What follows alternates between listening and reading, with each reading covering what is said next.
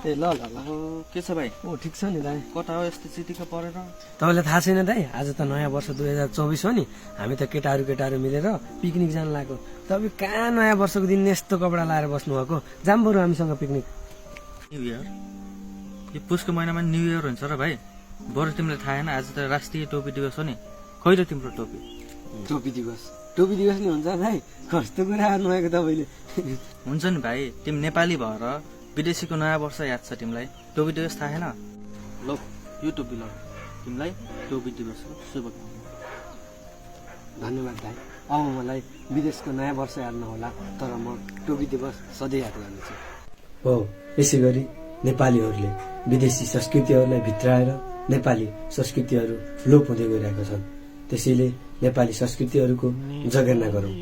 राष्ट्रिय टोपी दिवसको सम्पूर्ण नेपाली आमा बुवा, दाजुभाइ तथा दिदीबहिनीहरूमा शुभकामना।